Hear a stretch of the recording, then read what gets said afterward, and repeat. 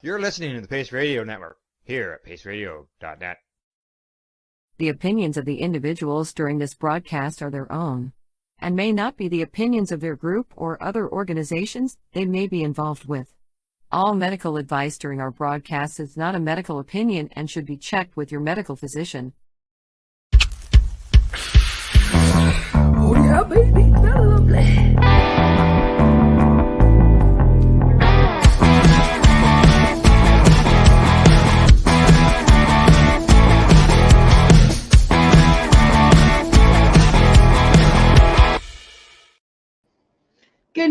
Good morning, hello, and welcome to Psychedelics and Cannabis Educational News. It is, because now I know the date, June 1st, 2020.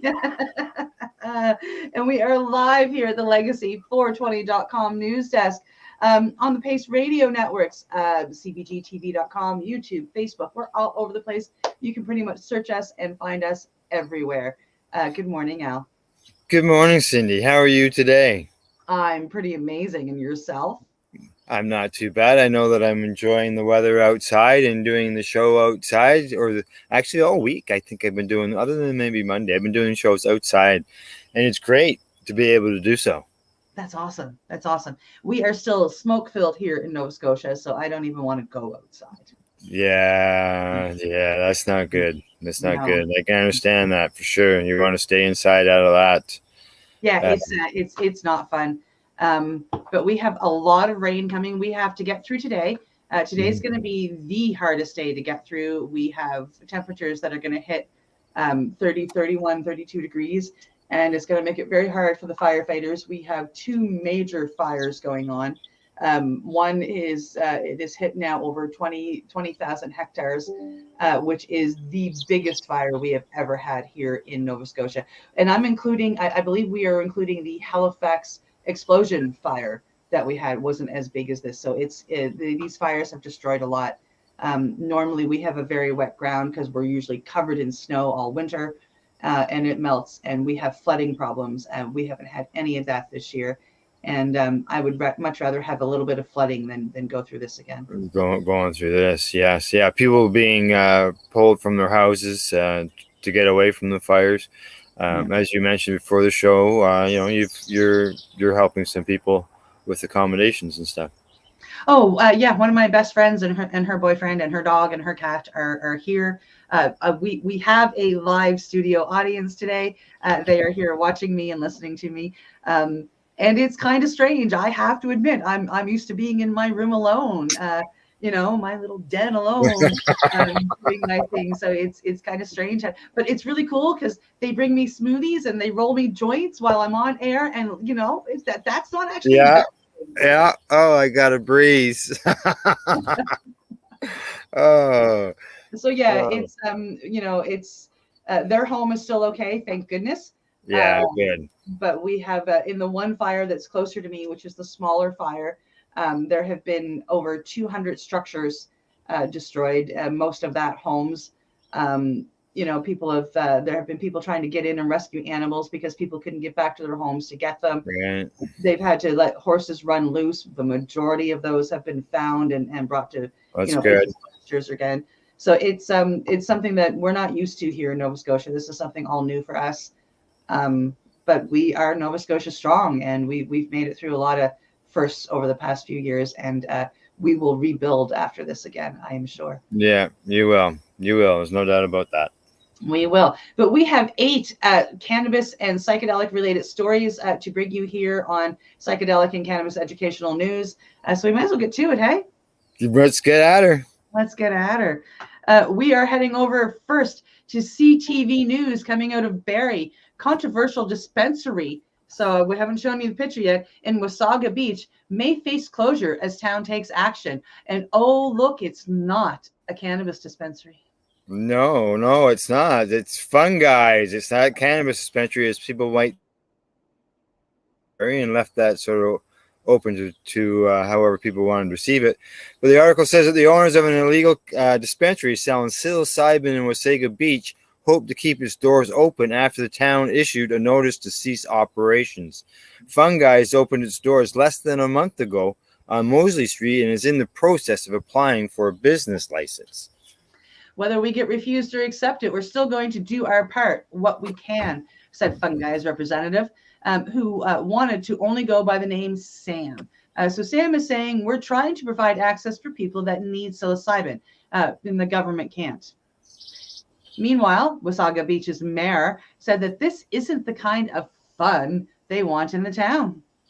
Yeah, the mayor says that as soon as our bylaw department learned that they were there and open, we acted upon that. The town has since last Friday issued orders for them to cease and desist operations, but they haven't at this point.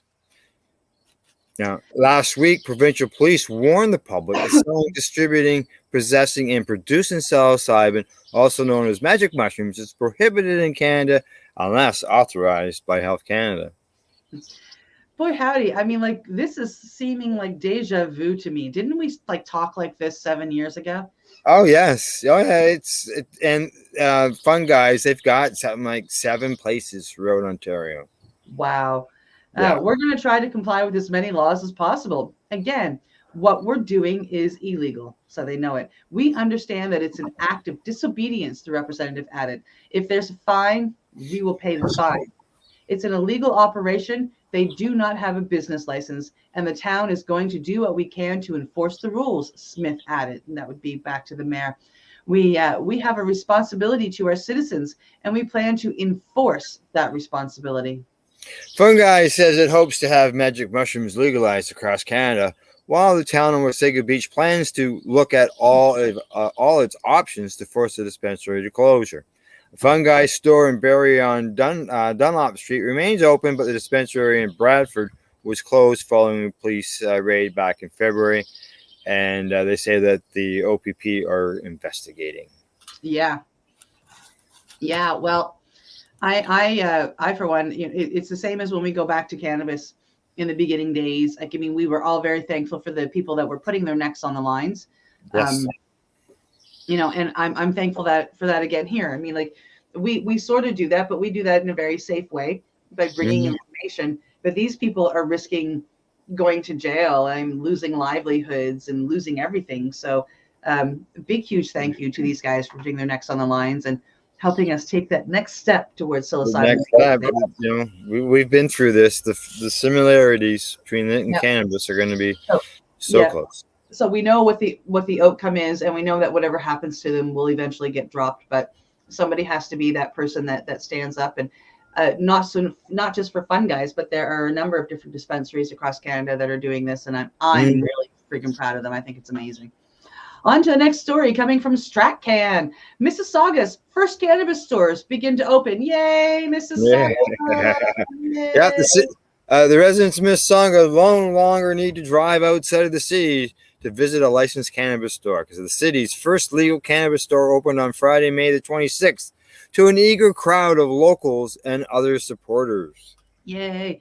Pops Cannabis, I love the name, with another 25 locations across Ontario, recently became the first licensed cannabis store to open in the city following Council's vote in April to finally allow them. The store is located in the Clarkson Crossing Mall. For all of you Mississaugans, head on down to Clarkson's Crossing Mall and visit Pops Cannabis. The city of Mississauga has previously opted out of allowing cannabis stores, citing concern over lack of control around zoning.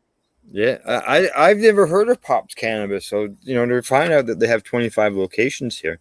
I didn't have a clue until I seen this article.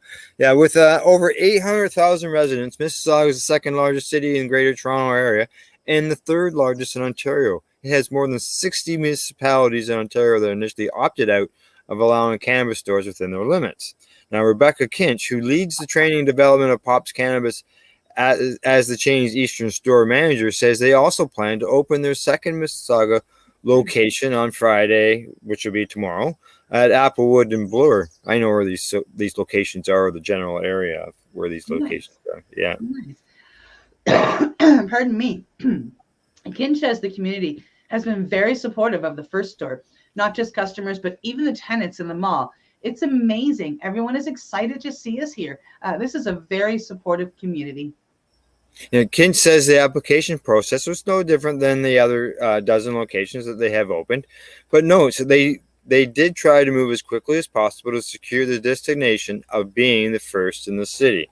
Omar Khan, Chief Communications and Public Affairs Officer at High Tide, which currently has 3 applications for its Canada Cabana chain working their way through the process in Mississauga, expects to open their first location soon. We are exploring up to half a dozen potential Canada Cabana locations in Mississauga. Wow, it's that big, says Khan. To date, we have submitted 3 applications to the AGCO and look forward to opening soon. As of press time, there were 13 applications listed by the AGCO in Mississauga. New application notices are posted regularly. There are more than 1,700 cannabis stores listed as being approved to open by the AGCO. There you go. 1,700 stores here in Ontario. Wow. Or have been approved. There's That's a few. A lot of stores. There's a few. But yeah, there are communities that still don't have them. As you know, some have opted out, and then there's some that didn't opt out, but they just don't have any yet. Yeah. Yeah. Or they've opted in after opting out. Yeah. So. But on to the next story. We are heading to MJ Biz Daily. Manitoba repeals 6% retail levy on legal cannabis sales. Yeah, Manitoba has repealed a requirement for legal cannabis retailers to pay a 6% social responsibility fee based on their gross annual sales to the province. The move could add approximately $11 million back into the pockets of businesses who have been struggling amid fierce competition and tight margins. The province's regulated cannabis sales amounted to a 181.68 million Canadian, of course, in 2022. And Manitoba currently has approximately 178 stores in operation. 178 stores in Manitoba. And if you compare that to Ontario, that we were just talking about, at 1,700 stores. Yeah, basically almost 10 times as many. Yeah. Now, Ray Crover, CEO of High Tide, says that this will help Manitoba's legal cannabis retailers of all sizes maintain margins while reinvesting in their businesses so they can better compete with well-entrenched illicit market. While today's announcement is a positive first step, much more needs to be done, especially by the federal government, to ensure the sustainability of Canada's legal cannabis sector, which directly employs tens of thousands of Canadians, but is struggling to succeed under the current regulatory and legislative environment. We encourage other provinces and the federal government to follow Manitoba's lead and come up with concentrate measures to ensure our industry continues to grow and create jobs while protecting public health, Grover said. Manitoba introduced the bill, Bill 10, to repeal the fee last November. Manitoba's legislature approved it this week. In a bulletin sent to the reformers and retailers in May, the province explained that it would pause the payment process for all unpaid fees retroactive to about November 2022, and refunds would be provided to stores which had already paid their levy. And it goes on to say that please note that while the province will also work to prepare to issue refunds to retailers that have already submitted their 2022 assessment payment in part or in full, these refunds cannot be issued under the Bill 10 has formally passed into law. So it's not going to come until the law is actually passed. Yeah. Grover said that these retroactive payments could amount to $18 million Canadian, of course. Manitoba's move comes as Canada's federal and provincial government come under the pressure to ease their levies on legal cannabis businesses. And Ontario's government-owned wholesaler is lowering its markup on cannabis edibles from almost 45% to 25%, and vapes from 36% to 25%. Yeah, that's 45% to start with. Wow. Ontario said the concession would provide industry with additional $60 million, and the Ontario Cannabis Store is the most profitable cannabis corporation in Canada. The OCS. Imagine that. Now, I do have a question about that. I look at it as that was money or costs that would be passed on to the consumers, right? That tax, like any business, right? But So Glenn and I we were reading a story last week that the provincial and federal governments have taken in all of this tax on cannabis, and they still have it. They haven't passed on a penny. Yeah. Oh, I know. They're making all kinds of. Yeah, municipalities are going, yeah, but we're supposed to have some. Hello. Yeah. Hello. It goes on to the provinces, and then the province is supposed to kick it down. Yeah. So, I mean, and they haven't done that. I would be curious too. What are you doing with the money, dudes? That's a lot of flipping money. A lot. Yeah. I think there was one story I had read where people were wondering, what has happened to the money? Why hasn't it been distributed? And then one part within it says something to do with, the provinces were saying, well, they haven't told us what their costs were yet. Well, that's, some of this money is supposed to go to help schools and communities. And so why are you still hanging on to it? Yeah. Pay law enforcement and so on and so forth. So like if there wasn't a huge, there obviously was some increases, but if there wasn't that huge increase that these people aren't, we're not hearing more about it, you got to wonder how much of a cost increase was there by legalizing it when it comes to, the local municipality, right? Yep. Yep. Yeah. On to the next story, because I could go on about that for a while. Yeah, I know, we both could. Next story. Coming to us from the Ottawa Sun. And we're talking about psychedelics in this story. Recreational drug Special K is at the center of a new treatment for depression. Oh, I'd say ketamine, a common anesthetic drug that has another life in a psychedelic club called Special K, has moved into the mainstream as an innovative and potentially game-changing treatment for depression. It will be front and center at a new clinic at the Royal in Ottawa. Oh, that's exciting. Esketamine, a form of the drug delivered in a nasal spray, and ketamine are key treatments being offered at the new BMO Innovative Clinic for Depression at the Royals Institute of Mental Health Research. I'm sorry, it's really hard for me to trust anything that is owned and named after a bank. The clinic, aimed at helping people with difficult to treat depression, is supported by a $2 million donation from BMO, the single largest corporate gift in the Royals' history. The clinic will give hope to those with depression whose depression has not responded to other treatments, according to Dr. Jennifer Phillips, who's an interim scientific director at the Royals Institute of Mental Health Research. Patients who meet the requirements will be referred to the clinic through specialists at the Royal or the Ottawa Hospital. The treatments will be integrated with research with a review towards additional innovative treatments in coming years, Phillips says. About 30% of patients find their symptoms don't respond to conventional antidepressant medication, she said.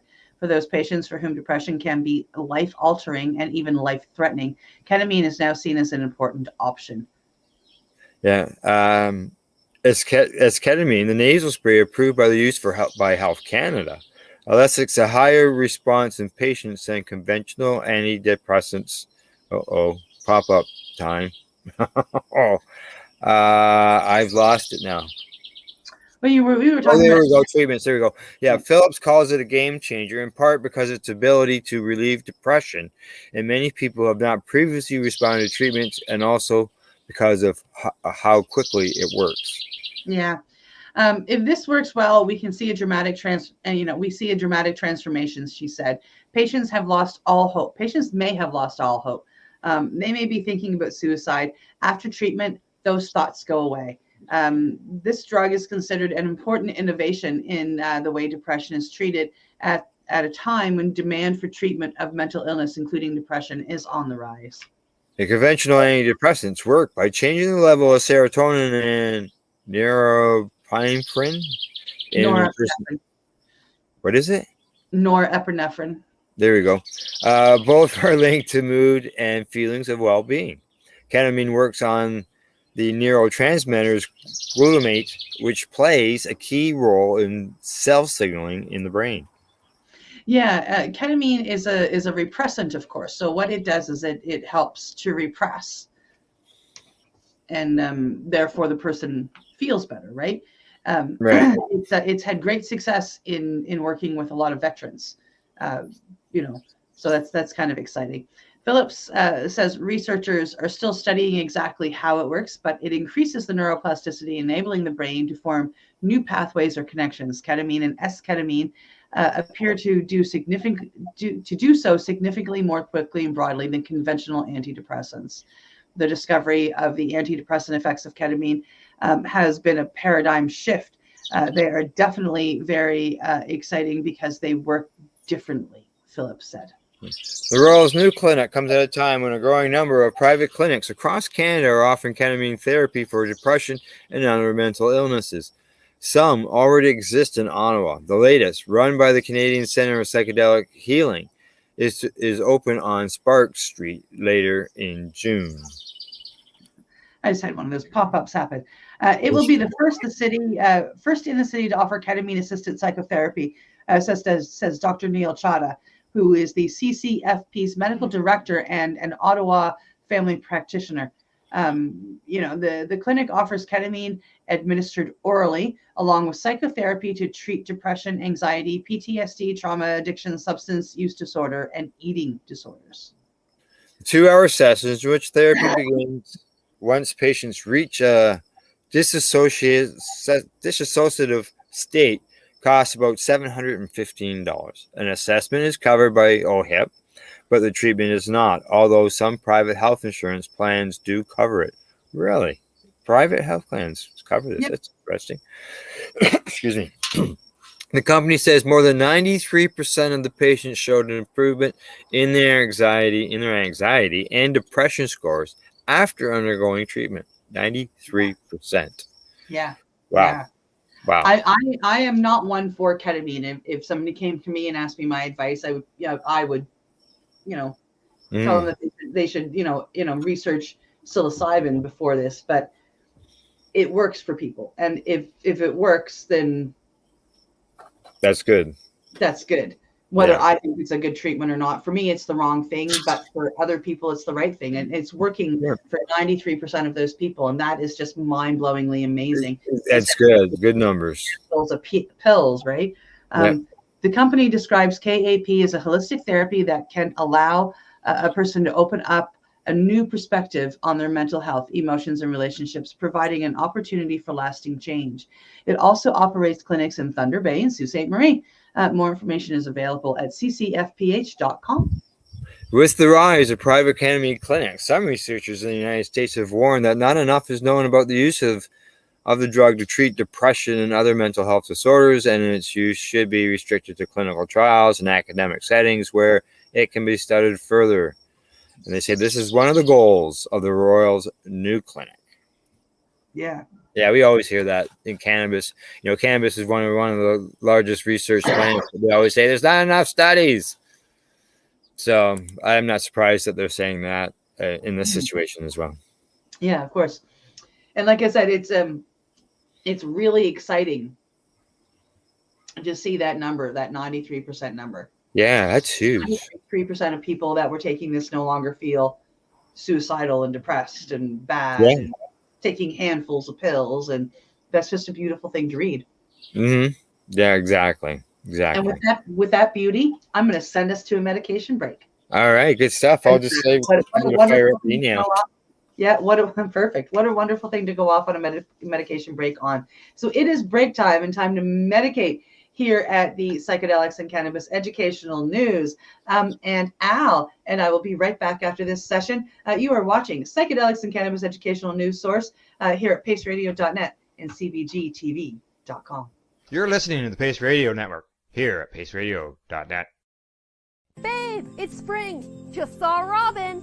Awesome. Let's get our butts to Limestone City Hydroponics. They carry Happy Frog and Ocean Forest soils and lots of promos. Limestone City Hydroponics carry everything you need to get veggies veggin', from organic fertilizer to cloth grow pots to, well, everything. Visit them today. Don't delay. In-store, free delivery, or curbside. We're here to help. 613-548-0420. Cannabis edibles are an effective way to manage pain and other ailments, especially when you deal with your trusted partner, Legacy 420, in Tyendinaga Mohawk territory.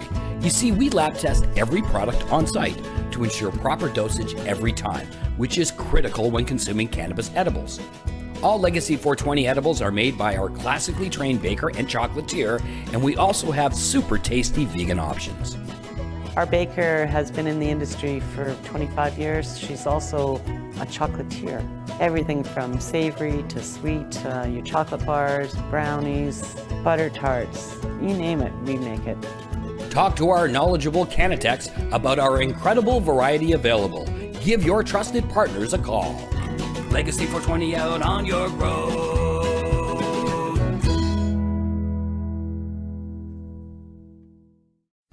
In February of 2022, the Victoria Cannabis Buyers Club and Ted Smith were fined $6.5 million. This for helping 8,500 patients with access to medical cannabis. In our interview with Ted, he spoke to us about how people can donate to help in an upcoming court challenge. And here is part of that interview. From what I've seen lately, I believe that you've got something that you're trying to do as far as fundraising to deal with this next court challenge. For now, people can write checks directly to Jack Lloyd Law Corporation or send e-transfers to Save the VCBC at gmail.com. I guess those are the two easiest ways for people to help right now.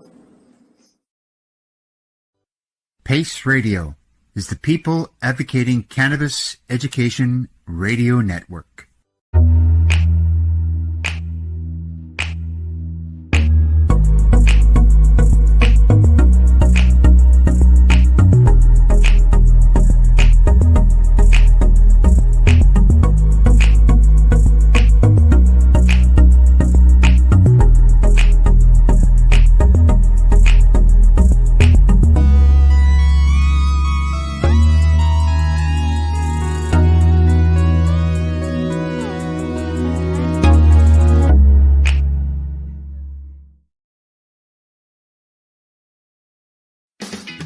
Enjoy the buzz of legalization with Campbellford Lifestyle Shop. From lights to plant nutrients, books, consumption accessories, and more, we've got all your basics to grow or consume cannabis. Visit our info center or take a look at our piercing services and body jewelry, now available in-store through Campbellford Lifestyle Shop, 17 Bridge Street West, Campbellford. We are people advocating cannabis education here at paceradio.net. And we are back from our medication session. You're live here with us on the Psychedelics and Cannabis educational news source at paceradio.net, cbgtv.com. And I didn't click buttons in between. You didn't click buttons. It's all right. I got something to talk about while you're clicking buttons. Okay. And that is why I'm here and why Glenn isn't here. We never even discussed that at the beginning when the show started. Sorry, Glenn.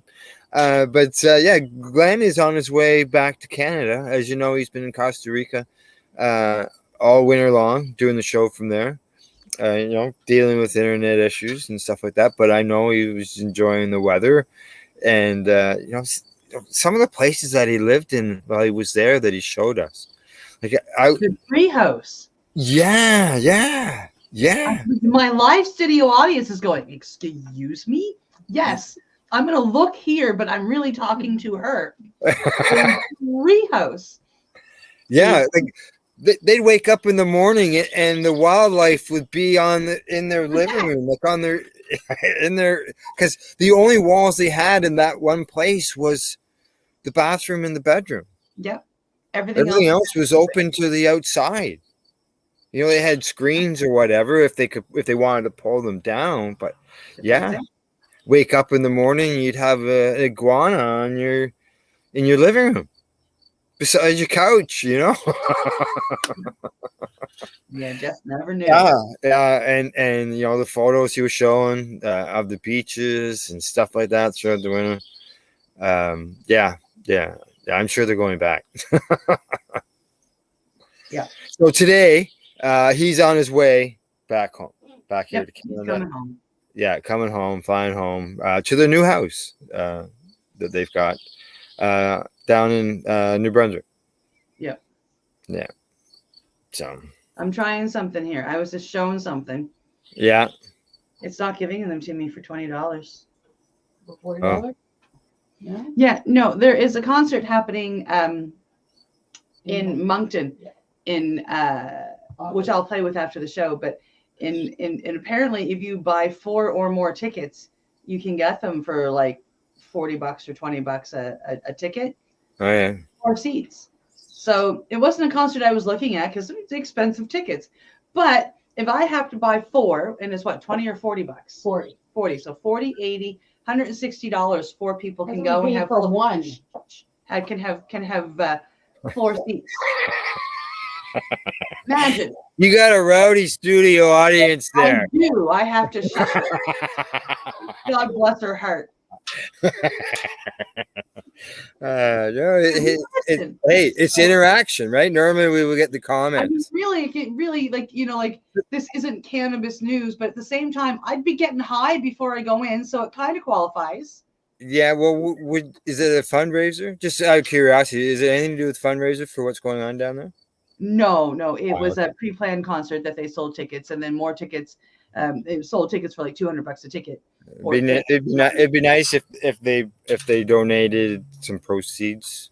Well, I'm sure what's going to happen as time goes on, like I say, with approximately 200 families being, forever displaced, right? Like we've got thousands of them displaced, but like 200-ish of them just in this one fire have lost their homes, like they're gone, they're devastated to the ground. So they've lost everything. So it would be nice to have people come together, and I'm sure it will happen once the fires are out. Because the one that we have here is just about 1,000 hectares. It's just under 1,000 hectares. The one that has displaced my friends, and then the one at the other end of the province, down in the southern end of the province, and around a little area called Yarmouth and Shelburne. It is the biggest one we've ever had. And last night before going to bed, it was barely under 20,000 hectares, which is the biggest Nova Scotia has ever seen. And it was funny too, and not really funny, but I just finished going through a bunch of stuff and getting rid, taking out clothes that I don't wear anymore, and hats and whatnot. So I was going to have a yard sale, but of course I think it's a much better idea to donate this to people that really lost everything, right? Yeah. And I've put the call out to everybody else that, we really should do this. We should band together. And it is springtime. It is the time to downsize and spring clean. So let's downsize and spring clean. And instead of selling what you're downsizing, just let's help people rebuild and donate it. Usable stuff. Good usable stuff. Correct. Yeah.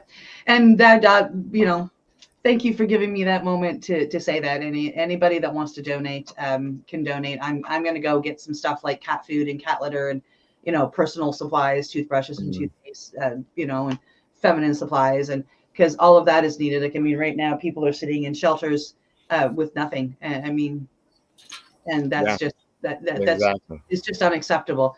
One thing that I will say there is, and Nada will speak up and tell me which place this is, because I can white something or other. There's White Sales Place Bakery, White Sales Bakery here in Nova Scotia. They have been putting a call out for donations, and they have been getting so many donations that by usually around 4 p.m. every day, they have to say, we've had enough. We cannot cook any more for today. Stop. There have been that many donations, and that gets me kind of emotional. It's kind of beautiful. Good. And it's really nice to see. And so they have had so much stuff come in that they are taking food out to the volunteers, food out to anybody that has been evacuated and needs it. And then they are still left over with food. So they are giving it to anybody who needs food. That's how much donations that they are getting. And that's pretty incredible. It's good. Yes, good. Good to see the response. An overwhelming, great response. Yeah. All right. Okay. With the news. On with the news.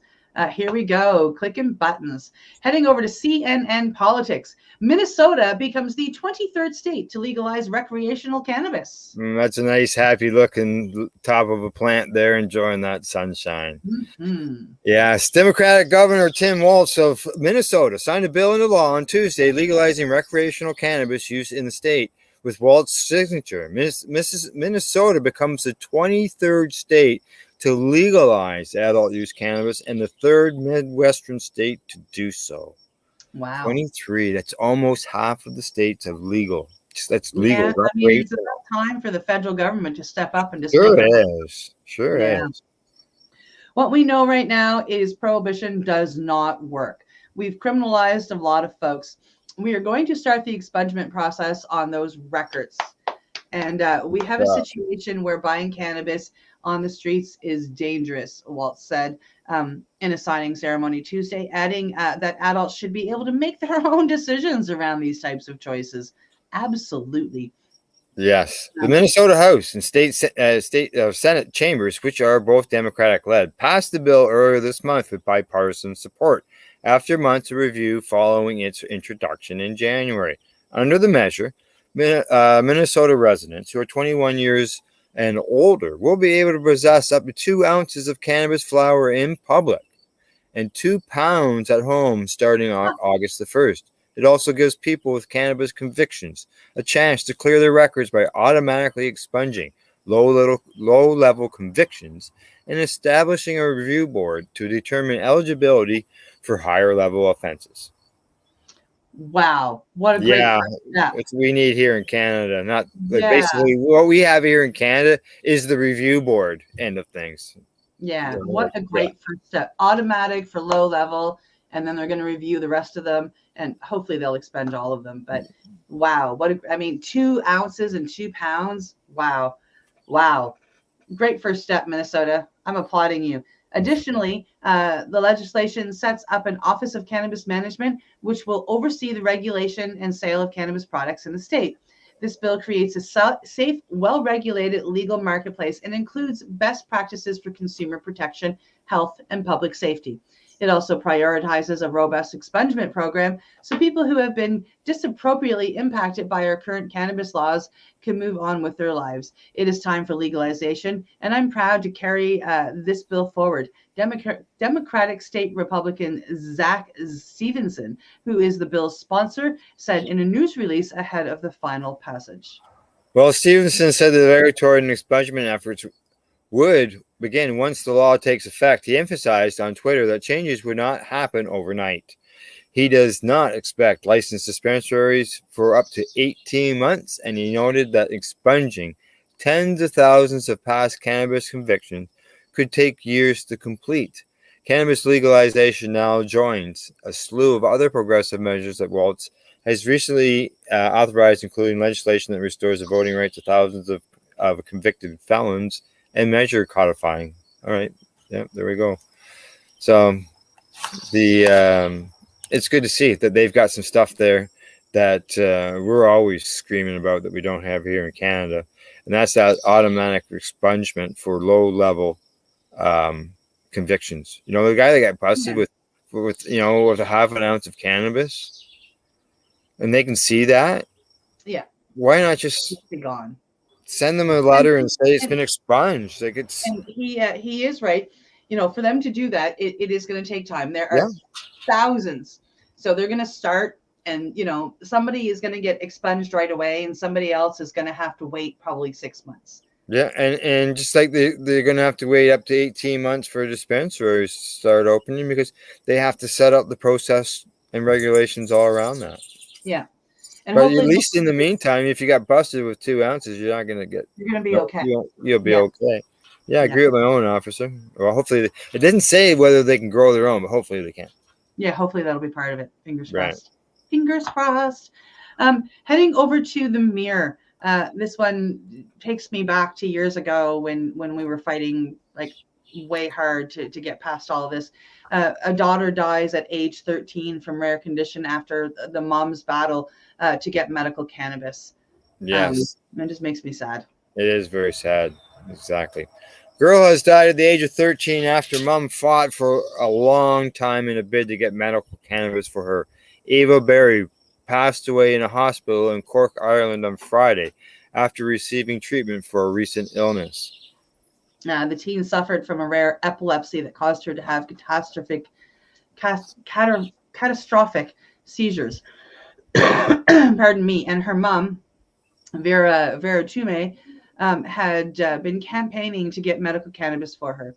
Her mother, Vera, who is from Cork, had walked from the city to Leinster House in Dublin on 2 occasions in a bid to highlight the plight of young Ava. Now, the girl's condition was so serious that it had previously pushed her into cardiac arrest and an 8-day coma, reports the Irish Mirror. Miss Toomey said she was desperate to get access to THC to prevent her daughter's severe epileptic attacks caused by Dravet syndrome. The rare neurological condition affects around 1 in every 15,000 people in the UK, as well as experience severe difficult-to-control seizures. Children and adults with the condition have varying degrees of intellectual disability and a spectrum of associated conditions, which may include autism, ADHD, behaviors, and challenging and difficult with speech, mobility, eating, sleep, and sleep explains the Dravet syndrome UK. Yeah.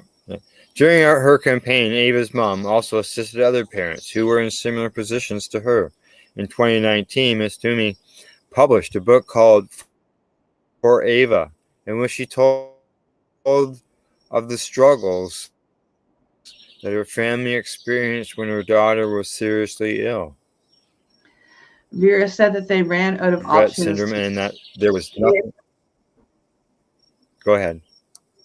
Oh, and that there was nothing there but Google to help them as they desperately searched for a solution to their daughter's condition prior to obtaining Dr. medical. Google.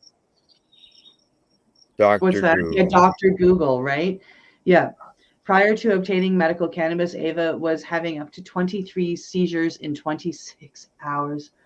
Vera previously said that seizures were terrifying experiences, and she never knew if her daughter would come out of one intact. The fear was that Ava would end up brain damaged or dead. Vera previously stated that her life prior to obtaining medical cannabis for Ava was one of the constant stress, pain, and anxiety. She said that every waking moment was consumed by it. I operated under constant fear and tension, waiting for the next seizure. It was coming through it was coming, though you never knew when. But as sure as day, it was coming. Yep. Ava was having several seizures almost every day, with over 20 on a bad day. They varied in extent of severity. Each one was an agonizing experience full of pain and terror. In May 2017, Vera went to Spain to get a prescription from a consultant for medical cannabis for Ava. Custom officials confiscated THC cannabis oil from Ms. Toomey after questioning her for an hour after she got off of a flight from Barcelona. The ambulance service call-outs were so regular for Ava that they did not even need to ask for her address.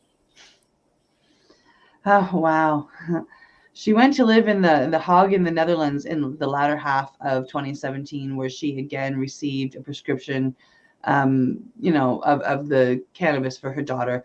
At the time, Ms. Toomey said that it was a relief to finally gain constant access to the medication, even if she had to go overseas. She explained, "It is freedom for us. We have a medicine that works. We can speak openly and honestly about Ava having the THC form of cannabis. We don't have to hide it in the shadows. THC has saved Ava's life and changed her life, and is the most humane form of medication." Speaking in 2017, Ms. Toomey added that she felt a personal responsibility to help other people in similar situations. She added, "It doesn't matter if you are the first, second, or 23rd person to get medical cannabis. It is your duty to share some of your success and how it is achieved." Meanwhile, Miss Toomey was asked to speak in the House of Commons in London in 2019 after the benefits of alternative medicine in treating conditions such as severe epilepsy. She was also named Cork Person of the Month in May of 2018. The funeral arrangements for Ava will be confirmed in the coming days. Ava is survived by her parents, Vera and Paul, and her siblings, Michael, Sophie, and Elvira May. Wow. Through all that and having to deal with this is just, it's got to be. Yeah. Hard. Well, rest in peace, Ava, and I hope that your mom continues the fight and helps all the people after. Oh, yeah, exactly. Because, like, person of the year, walking all those distances, talking and speaking to the House of Commons, all that stuff, seeing the difference in the quality of life it makes for the children. Yep. And they don't. There's a system in place, but it's a system that it doesn't really. It's hard. It's hard for people to access. Yeah, very. And it's just so wrong. Yeah, it's wrong. It is. It is. But I'm glad that there are people like this lady standing up. Yes. And speaking out. Those lawmakers got to get their heads out of the clouds. Yeah. On to our next story, coming to us from Medical News Today. Smoking cannabis doesn't carry the same COPD risk as tobacco, study finds. Yeah, new research shows that the risk of developing chronic obstructive pulmonary disease, COPD, heavily associated with cigarette smoking, is not as high when it comes to cannabis use. The data was collaborated on by a wide range of researchers from various institutes in the United States. In it, researchers say that smoking cannabis is not as damaging on the lungs as smoking cigarettes. Well, the findings are promising, particularly for those who use cannabis for its numerous benefits. Experts caution that there are some caveats to the research. Among other things, they note that any smoke is damaging to the lungs, whether it comes from cannabis or tobacco. COPD is characterized by coughing and shortness of breath. There is no cure, although the condition can be treated. While there are a number of environmental risk factors that can contribute to COPD, the most common cause is tobacco smoking. Yes. Experts say that decades of data shows a strong correlation between tobacco use and COPD, but the connection between cannabis smoking and COPD hasn't been studied as much. There's a significant amount of data to support the negative impact of cigarette smoking on lung function, but the evidence so far for an association between the use of cannabis and decrease in lung function is inconsistent, explains Dr. Thomas Kilkenny, a doctor of pulmonary critical care and sleep medicine at Staten Island University Hospital, Northwell Hospital in New York, who was not involved in the study. I just shared a memory post of a quote and pictures and stuff of Dr. Donald Taskin from years ago that was saying, a lot of the same thing, like cannabis and tobacco smoke was different as far as the effect on the lungs. Kilkenny told Medical News Today that previous studies have drawn similar conclusions that smoking only cannabis is less harmful to the lungs. Conversely, other studies have indicated that cannabis use is in fact associated with the normalities of small airway function. So you can have both on studies on both sides of the equation. Mm-hmm. Yep, he cited a University of Queensland, Australia study from earlier this year that yielded further data. First, it confirms that cigarette smoking with or without cannabis use is associated with a reduction of airflow in the lungs, he said. Second, there is no consistent association between cannabis use and abnormalities in lung function. Finally, co-use of tobacco and cannabis appears to entail no additional risk to lung function beyond the risks associated with tobacco use alone. The verdict still remains out. Now, does the tobacco smoker and cannabis smoker the same person, is the cannabis smoke dealing with what the negative effects of the tobacco smoke? Personal opinion, no. I don't think so. I watch a lot of kids that do poppers. And in my opinion, the cannabis smoke is doing what it does when it gets in there first, and it's opening up the lungs, and it's, it gets in there, right? Like that's what cannabis does. It opens things up, it gets things flowing, et cetera, et cetera. And then you're going to hit that with tobacco at the same time. Well, you're letting the tobacco get in there deeper and therefore do a more damaging job. Yeah. And then I meet these 19-year-old beautiful women that have been doing poppers for a year, and they're talking like 80-year-old men. Yeah. Now, when I read this, it says co-use of tobacco and cannabis appears to entail no additional risk to lung function beyond the risk associated with tobacco. So it doesn't make it any worse than tobacco. Yeah. So, now, the authors of the more recent U.S. study acknowledge that there are limitations to their data, owing in part to the fact that study participants were self-reporting.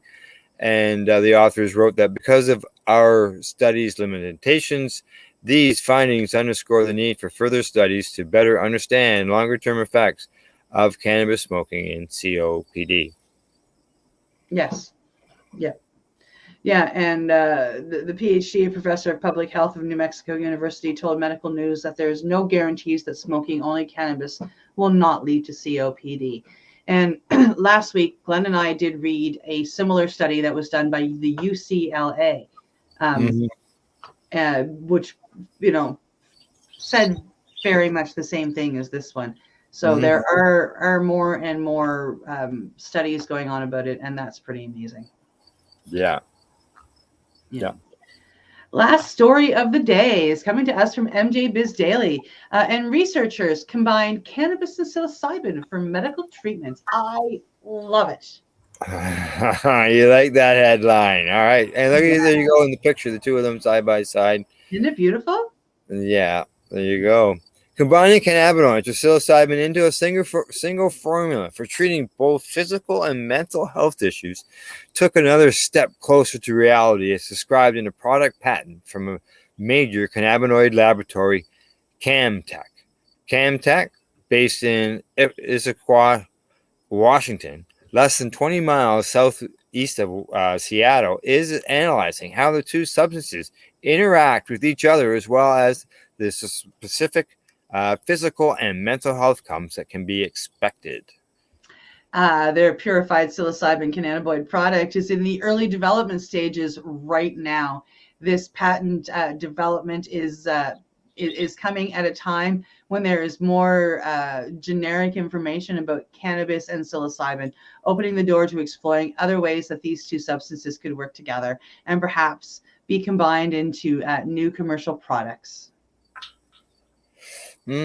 For example, cannabis combined with psilocybin has been found to shrink tumors in breast cancer, in the specific case of a 49-year-old woman. That discovery led researchers to conclude that growing anecdotal and real-world evidence is reported of the therapeutic effects of cannabinoids and psychedelics in reducing both tumor proliferation and aiding as a palliative medicine to treat pain and psychological distress associated with cancer and chemotherapy. Wow. Researchers say that they can envision how one-and-done solutions to serious mental health and inflammation issues that uses properties of both, possibly by mixing in psilocybin with a minor cannabinoid such as CBC, which is one of the more abundant cannabinoids in the plant. That most certainly can be done. Charlie Bowman, president and CEO of Canadian cannabis company Hexo Corp, told MJ Biz Daily. CBC is hard to grow. It's hard to synthesize, so it's expensive. Oh, yes.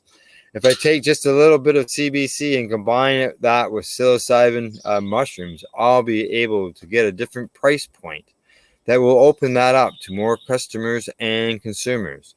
So you can put CBC into a water-soluble form and to put it with mushrooms, you could actually consume it as tea. Interesting. Daniel McQueen, who is the author of Psychedelic Cannabis and the executive director of the Center of Medical Mindfulness in Boulder, Colorado, is doing cannabis-assisted psychedelic therapy at the organization involving facilitating individual psychedelic cannabis and ketamine experiences with medical oversight, guided meditation sessions, individual coaching, classes, and community support. He agreed that a psilocybin cannabis pill or combo compound is totally doable, and it is totally awesome. Oh, yeah, for sure. But we're able to induce psychedelic states with cannabis without any other psychedelics. We work regularly with cannabis as a psychedelic for the same reasons that people get psilocybin and other medicines. So imagine a 3-hour DMT level psychedelic experience with the emotional support of MDMA and the capacity to retain your sense of agency, the control over your actions and their consequences. McQueen added, referencing the hallucinogenic drug DMT. This is what we're experiencing with psychedelic cannabis. I've done both. And psychedelic cannabis is amazing. I actually get when I go out in October, because I'm going out to the Plant Spirit Medicine Conference, and I have signed up to do it's just cannabis, but I am doing a psychedelic cannabis ceremony with Stephen Gray. Oh, nice. Yeah.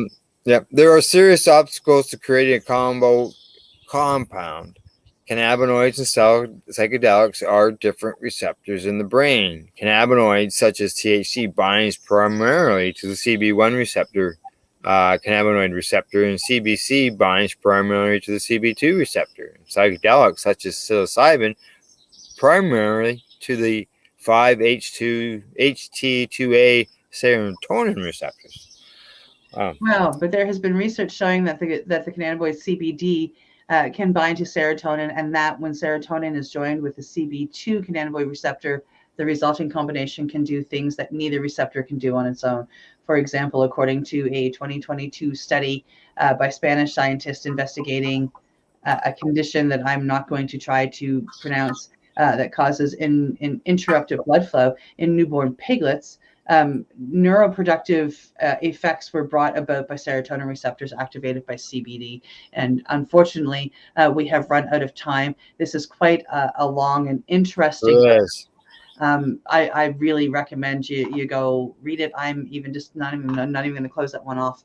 I'm going to take a look at it here in a bit. But with that, we are at the end of our show, sadly. And that is our Pace News broadcast from the Legacy420.com news desk for today, June 1st. And as we close the show, we'd like to say thank you to our sponsors, Legacy420.com, Campbellford Lifestyle, and Limestone City Hydroponics in Kingston, Ontario. Yes, thank you so much to you, our viewers, and catch our next broadcast with Al and Reverend Kelly on Monday.